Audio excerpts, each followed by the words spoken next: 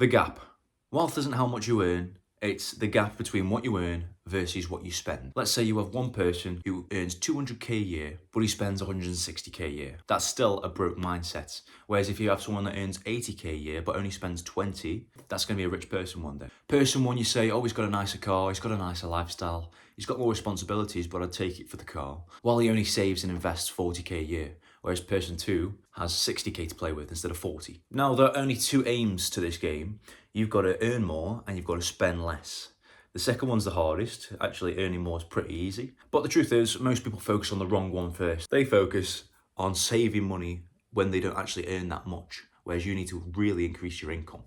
Get to as much as you can. Yeah, I've got a lot of cats, by the way. But you want to spend a quarter of what you earn. So let's say you earn 20k a year.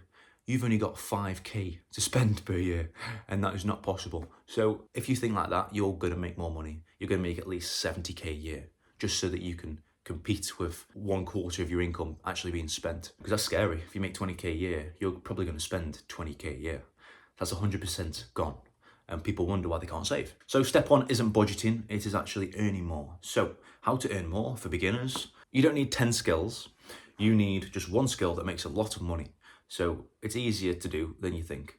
And you later stack that with more skills. For the skills that you need, if you just focus on one, you just need one that focuses on solving problems. Yeah, something that makes businesses more money, or something that helps them save time. Because time is the most valuable resource. They want to save time. You can say, if you pay me, I will solve this job for you that takes up all of your day. So really simple entry points. The top one is going to be 100% sales. That's the fastest path. That's what I've done. So I've gone into employment full time into car sales. I've never been to uni. College, I did art. So you don't need a degree. All you need is top performance. Now, I worked in windows and doors. That was the sales job I did before that. I made 114k in my first 3 months for the company in revenue. 114k in 3 months is pretty good. So I told the people at the car sales and they went, wow, yeah, when can you start? And that was a conversation. It was like a 10-minute conversation.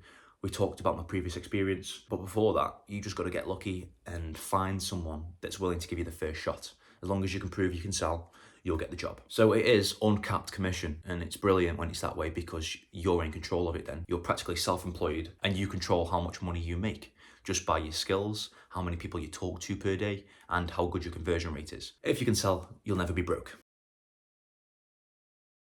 Number two is videography, photography, a wedding photographer. Now they make tons of money. They make 5k just for one shoot because it's so special. People are willing to invest loads of money. Another thing alongside videography is editing. So I use DaVinci Resolve, which is free. It's a huge, amazing software. And you can say, I make content for local businesses. This is a huge one to get into, and I wouldn't skip this one at all. And bring it back to the point. So the whole point about making more money is you don't need passion first. You just need to get in somewhere to make tons of money. Even if you don't really like it too much, you only have to do it for a year or two just to save up 20 grand. And then you can start experimenting with other things like businesses. So you just need income first. Once the income rises, savings become easier, investments become logical, it becomes possible. Your life pressure drops. So you're not analysing every piece of food that you're buying from the shop just because it's £2 instead of £1.50.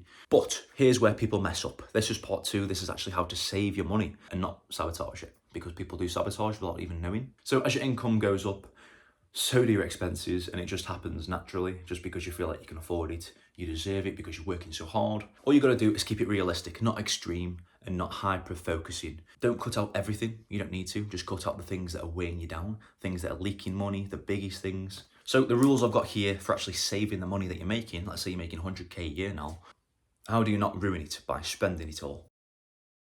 Pick a number that you can live on. Mine is 1,700. That is my baseline, and that equals 20k a year. So that's enough to live on. Keep it stable even when the income grows, which is the impulse purchase trying to kick in. This is lifestyle creep. So more money does not equal a new car. You've got a car, it works. You don't need a new one to show off to your friends. You don't need a new finance agreement on something. You don't need new everything. Focus on the big wins, not the small cuts. So rent. I pay £700 a month rent.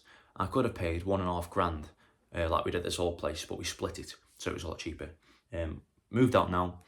Why would I spend that money if I could just keep that money? The house isn't that bad. It's okay. I can cook food. I can sleep here. And I spend most of the time at work anyway. Yeah, so stop paying tons of money on rent. If you can find a place that's 300 quid cheaper a month, that could go into the stock market. making you a good return. Number 2 is a car. £500 a month on a car, it's just a bit ridiculous. So cutting out coffee won't change your life, but stopping a £500 a month car payment will. That's the thing to focus on. Big things over small things first. You can micromanage after that, you know. Automate your savings. So you want to pay yourself first and you want to invest before you can actually spend any of the money. As soon as you get paid, if you're employed, or even if you're self-employed, when you get money from your clients, when I get my 350 quid from one of my clients, that money needs to be split up. So you put 20% in here, 10% in there, something for taxes that I forgot about 1 year. And then you put the rest into the bank that you spend on, and that's the only money you can use. Do it like taxes. When you're employed, you can't spend your taxes because they take it off you before that, because they don't trust you. Treat it like taxes. Make sure you put it somewhere safe before you can spend it, or else you will spend it 100%. Give yourself guilt-free spending. So you're not a monk. You don't have to save every little penny. Like I said about the coffees, you can have little treats now and then, you know, takeaways if you want one. Just don't scale your expenses when your income rises. Just keep it to a minimum. So true wealth isn't just the money you make, it is the gap. The gap between what you earn versus what you spend. Poor people increase their income and their spending together, whereas rich people, smart people, wealthy people increase their income and just freeze their lifestyle until they've got 20k in the bank, at least. And then they can start experimenting with things that they want in life. Like, you're gonna get it eventually. Like me with the bike, I wanted the motorbike when I was 17. I'm 25 now, and I still haven't got the bike. I have just put my theory in. So I could get a bike, or I could just get my license, and in the future, when I keep saving up all this money, I could just pay it in cash. In summary, step 1 is earn more aggressively.